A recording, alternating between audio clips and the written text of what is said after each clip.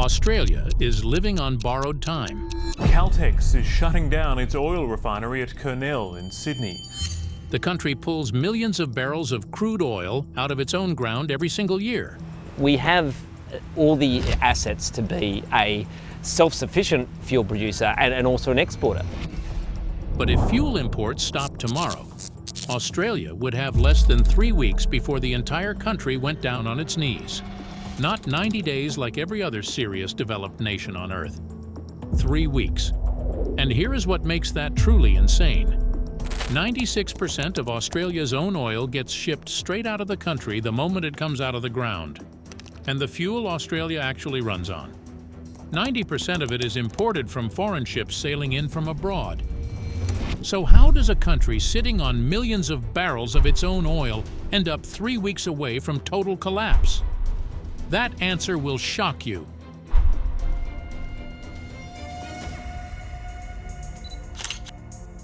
The dream they almost pulled off.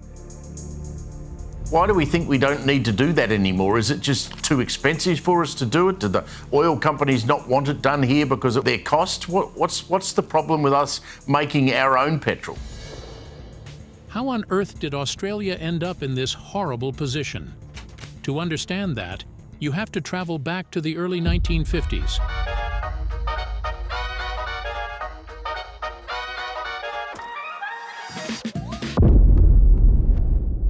Right after the Second World War had torn the world apart.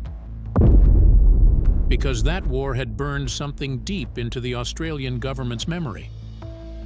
Japanese naval forces had pushed so far into the Pacific that they came within striking distance of the Australian coastline.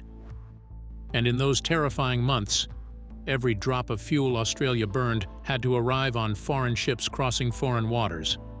One serious naval strike on those routes, and Australia would have been running on empty within weeks. That fear never left. And when the war ended, it hardened into a furious, urgent decision. Australia was going to refine its own fuel on its own soil, and it was going to answer to nobody else for it ever again. What followed was one of the most aggressive industrial build-outs the country had ever thrown itself into. In 1954, Shell cracked open a brand new refinery in Geelong in the state of Victoria, and for the very first time, Australia could produce its own aviation fuel and petrol without begging anyone for it. The timing was perfect, because Holden cars were pouring onto Australian roads at exactly that moment. The government and General Motors had spent years pushing the Holden as the car that proved Australia could build world-class things, and Australians had bought into that idea with everything they had. The country had whipped itself into a full-blown car culture before it even had enough fuel infrastructure to sustain one. And the Geelong refinery was the frantic, last-minute answer to a problem the government had helped create. Then, in 1955, the Kwinana refinery exploded onto the scene on the coast south of Perth in Western Australia. And this one was on a scale that made everything before it look small. Kwinana was the single largest industrial project in Australian history at that point. A thundering city of pipes, towers, and pressure systems rising out of the coastal scrubland south of Perth. The country looked at Kwinana and felt an enormous surge of pride. And honestly, that pride was earned.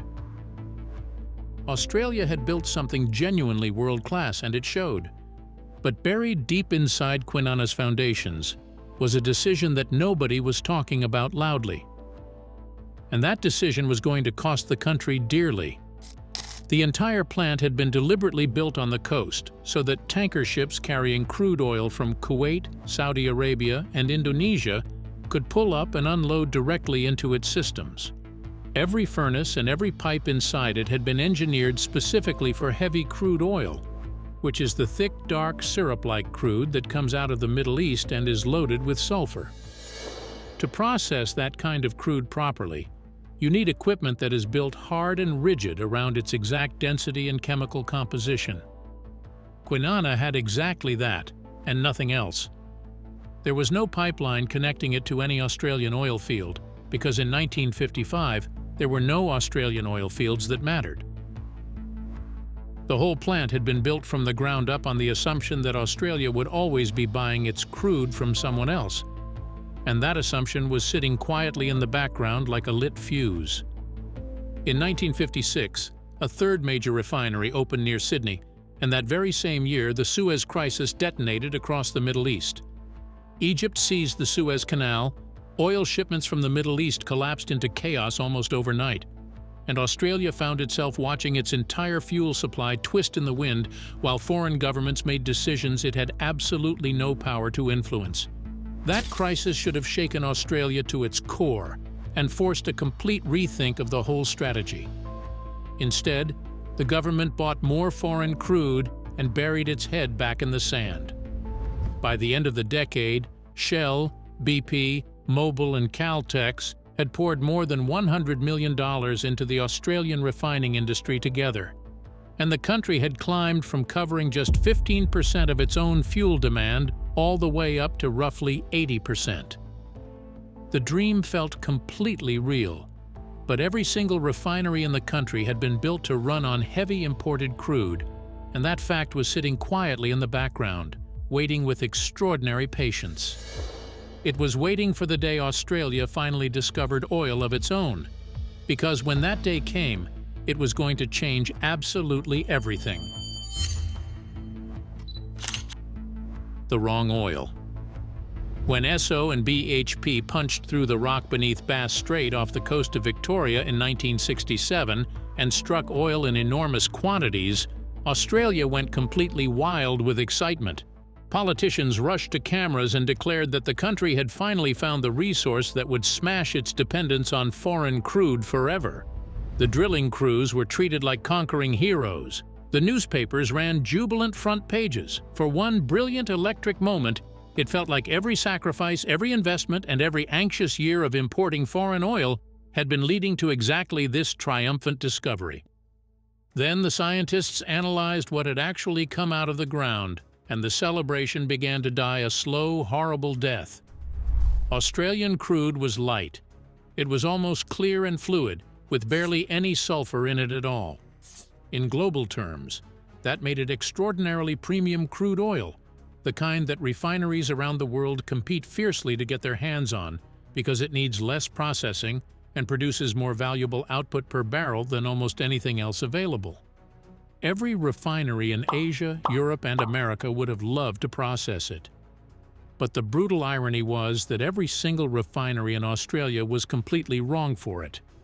Every plant in the country had been built as a rigid, locked-in system for processing heavy, thick, sulfur-drenched crude from the Middle East. The furnaces ran at temperatures that had been set for that exact density.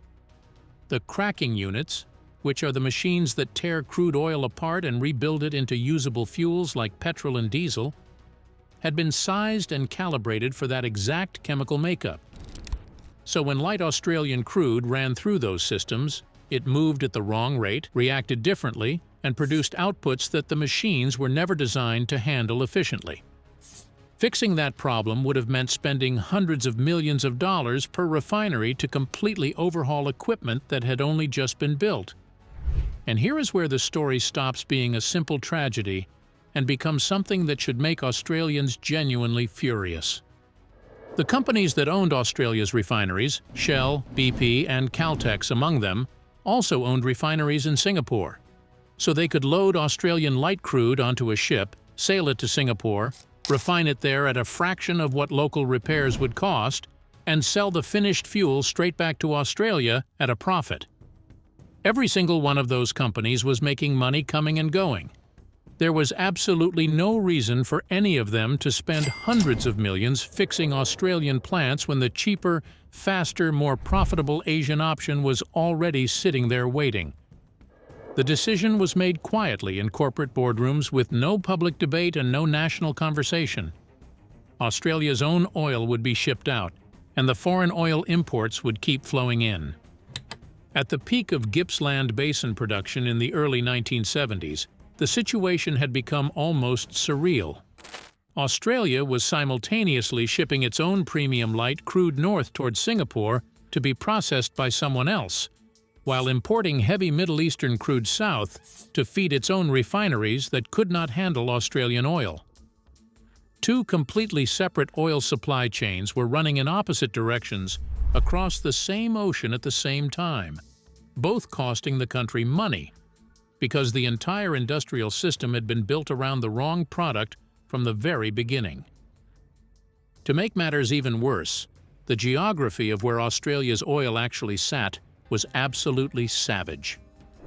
The northwest fields near Dampier and Karratha in Western Australia sat roughly 2,700 kilometers from Sydney, and between them and the city there was no pipeline, no industrial rail line capable of moving crude at the required volumes, and no road network that could handle it. The sea distance from those same fields to Singapore was approximately 2,900 kilometers, almost exactly the same distance. But Singapore had deep water ports, full refinery infrastructure, and the storage and logistics capacity to receive enormous volumes of crude the moment it arrived. Australia's own east coast had none of that for its own oil. Geography had effectively ripped Australia's most productive oil fields right out of the country's hands and dropped them into the Asian supply system, and there was almost nothing Australia could do about it without making enormous commitments that nobody in power was willing to make. Australia was sitting on premium oil that the entire world wanted, completely unable to use it at home. So they were exporting it to be refined abroad, then buying it back at a markup, and running a second supply chain in the opposite direction at the same time just to keep its own plants from shutting down. And the most devastating part was that something was building across the water in Asia that was about to make every single exit from this situation completely and permanently impossible. How Asia buried them. While Australia was grinding along on imported crude it never wanted and running aging plants it could not afford to upgrade, Singapore was pulling off something that honestly should have been impossible. Singapore had absolutely nothing going for it. No oil, no refineries, no natural resources worth mentioning, no geographic advantage of any kind. It was a tiny island city that had just been separated from Malaysia under painful and uncertain circumstances, and its future was genuinely in doubt. Looking at Singapore in the late 1960s, you would never in a million years have predicted what was about to happen. But Lee Kuan Yew, Singapore's founding prime minister, had a plan, and he was not the kind of man who left plans half-finished. Lee went directly to Shell and Esso and put an offer on the table that was hard to refuse. Singapore would hand over land on Bukom Island, build the supporting infrastructure, create a regulatory environment that made refining profitable, and guarantee political stability. All it wanted in return was to become the company's Asian refining headquarters. Shell and Esso looked at the offer, looked at each other, and said yes. The refineries went up fast and hard, and by 1975, Singapore had become the third largest oil refining center in the entire world, sitting behind only the United States and the Netherlands. A tiny island with zero oil of its own had just outranked every nation in Europe, every producer in the Middle East, and virtually every economy in Asia. And it had done it purely through decision-making, commitment, and execution. Australia had oil, land, money, and an existing refining industry, and it could not be bothered to make a single equivalent decision. Then South Korea entered the race like a freight train with no brakes. The Ulsan industrial complex on Korea's southeastern coast was not a refinery in any ordinary sense of the word. It was an entire industrial city that had been built for one purpose: to take crude oil apart and turn it into everything the modern world runs on: fuel, chemicals, plastics, and synthetic materials, running without a single pause, 24 hours a day, every day of the year. The SK Energy complex at Ulsan eventually reached a processing capacity of 840,000 barrels per day.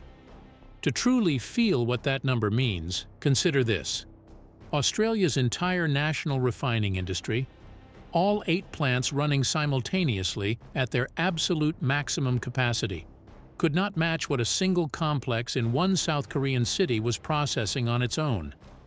A typical Australian refinery in the 1970s was processing somewhere between 50,000 and 100,000 barrels per day. Ulsan could have swallowed 10 of them whole and barely noticed. Beyond the raw scale, the technology gap was the thing that truly buried any hope of Australian competitiveness for good.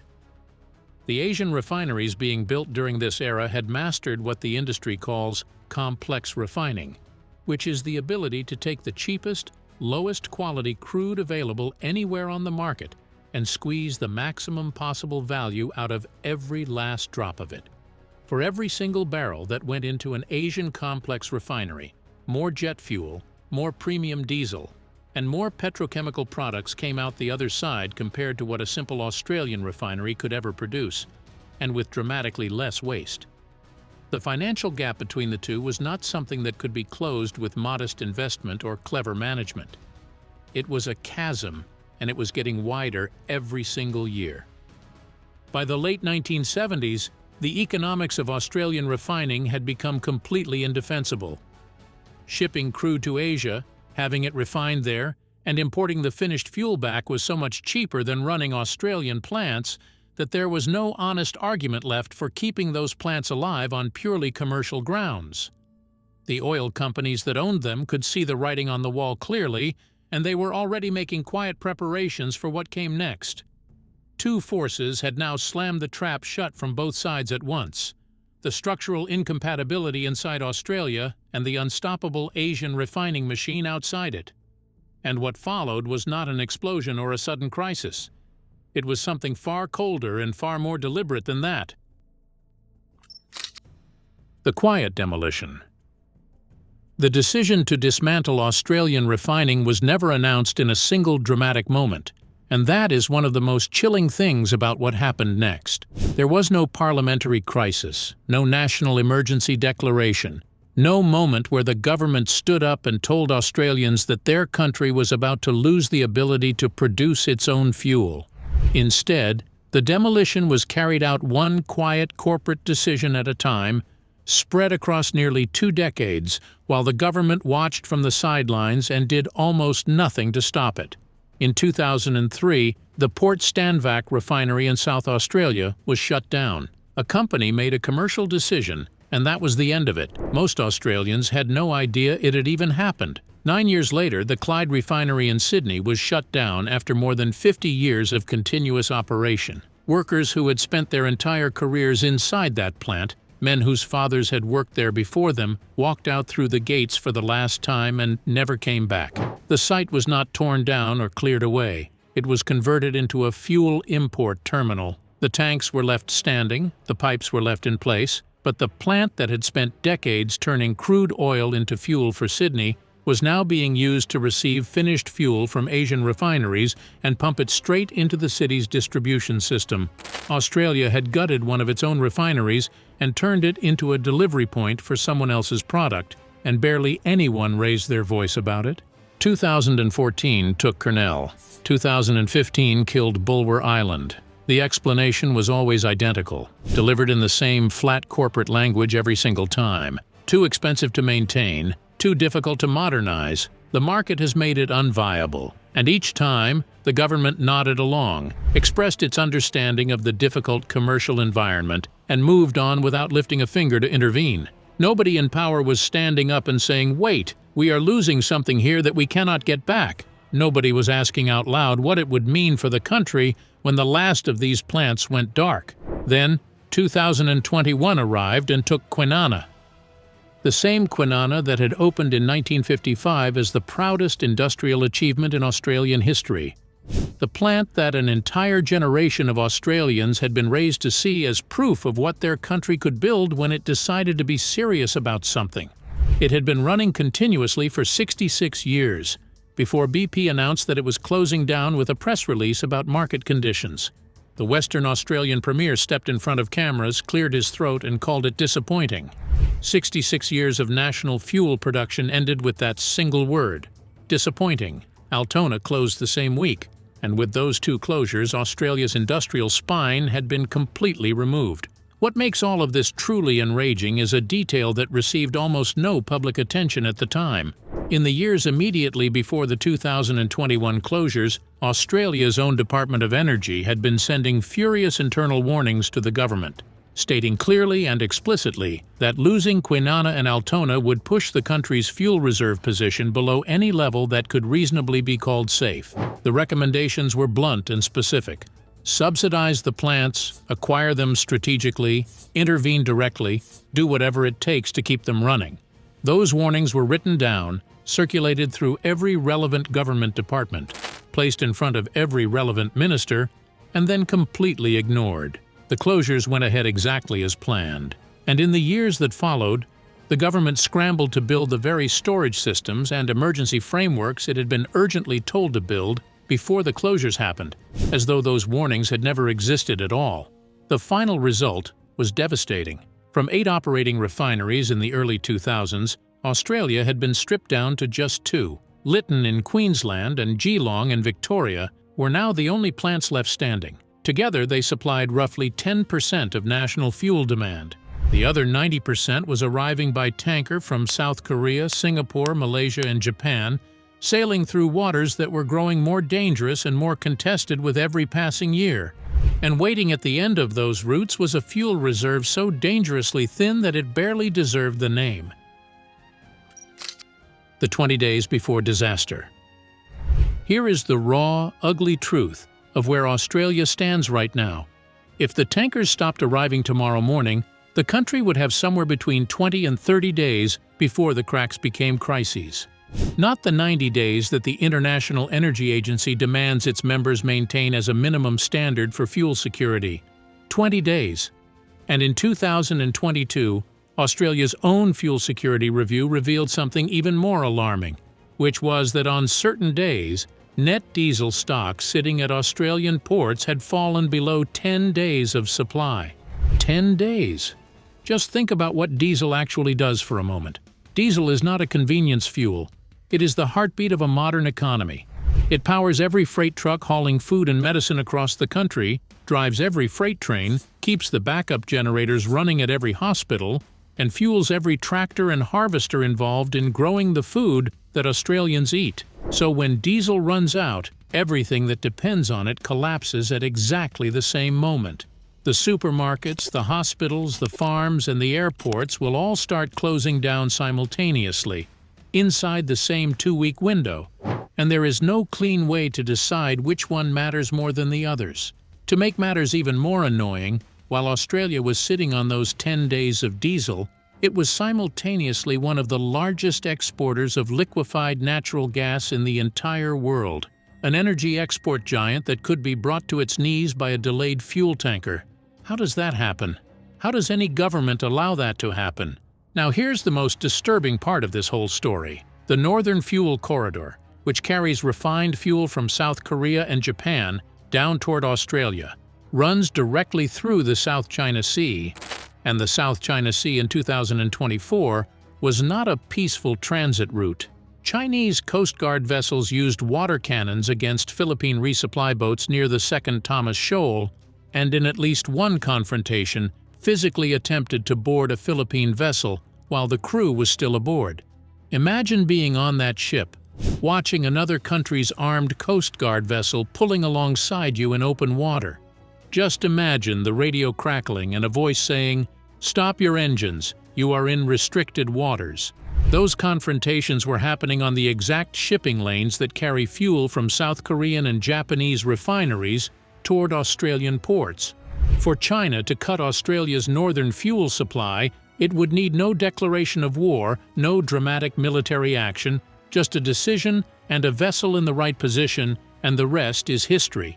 Like that is not heartbreaking enough for the good people of Australia.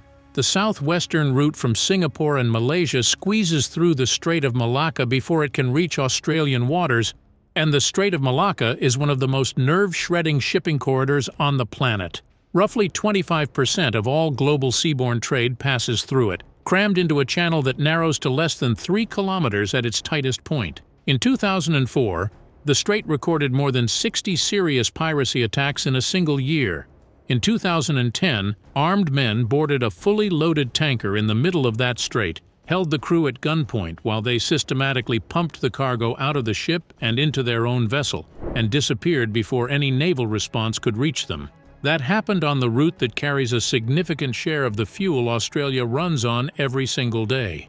After clearing the Malacca Strait, those same tankers must pass through either the Lombok Strait or the Sunda Strait cutting through Indonesia. And these Indonesian passages are the choke points that Australian officials speak about the least in public and fear the most in private. They are the only short, direct route to Australia's western and northern ports. And in 2018, Indonesia temporarily shut the Sunda Strait to commercial traffic during a period of military activity and forced every vessel to reroute around the obstacle. That detour added 3 to 4 days to every single transit. For a country sitting on 20 days of fuel, losing 3 to 4 days from the delivery cycle across the entire incoming tanker fleet is not a minor inconvenience. It is a significant bite out of the national countdown, taken before a single vehicle has burned a single litre. So what did the Australian government do about all of this? In 2020, it spent $94 million buying crude oil and storing it in salt caverns buried under the state of Texas and the state of Louisiana,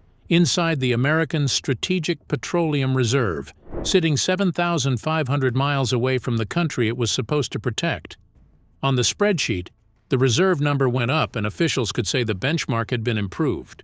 But in a real emergency, that crude would need to be pulled out of the American caverns, loaded onto ships, sailed across the entire width of the Pacific Ocean, and then refined into actual usable fuel before it could fill a single truck or power a single generator. The most optimistic realistic timeline from emergency declaration to usable fuel in Australia was 6 to 8 weeks under perfect conditions. Australia's physical reserve runs dry in 3 weeks. The oil in Texas is not a protection. It is a fiction dressed up as a policy. Then in April of 2026, the Geelong refinery caught fire. The gasoline production unit erupted. Output crashed to 60% of normal for petrol and around 80% for diesel and jet fuel, and the pressure was felt across multiple states simultaneously. One fire at one aging plant that had been running since 1954 triggered a partial national fuel supply event. That is the system Australia is currently depending on to keep itself alive. There are plans in motion, though. A new refinery is currently being proposed for Gladstone in Queensland, where biofuel plants will be designed to convert waste cooking oil and organic household material into fuel that behaves chemically identically to conventional diesel and jet fuel. There is also an electrification push that has begun replacing thousands of diesel buses with electric vehicles in New South Wales. The direction of all of it is right, but the Gladstone refinery is still sitting on paper waiting for approvals. The biofuel plants are not yet producing anywhere near the scale the country needs, and the workforce required to build and operate a modern refinery has largely disappeared from Australia because the closures between 2003 and 2021 wiped out an entire generation of refinery engineers, process chemists, and technical specialists who retired or left the country when the industry they had spent their lives building was quietly taken apart around them. Rebuilding that knowledge and that human expertise alongside the physical infrastructure is going to take at least a decade, and that is assuming the commitment to do it never wavers. Australia is not solving this problem. It is patching it carefully and slowly while the world outside its supply routes grows more unpredictable and more dangerous by the month. And every single morning, Dave pulls that truck out of the depot in Western Sydney before the sun comes up, drives his 11-year route through a city that has no idea how close to the edge it is sitting, and burns fuel that crossed half the world through contested waters just to reach his tank. The ships keep sailing. The clock keeps running. And the gap between what Australia has and what it actually needs stays dangerously wide open.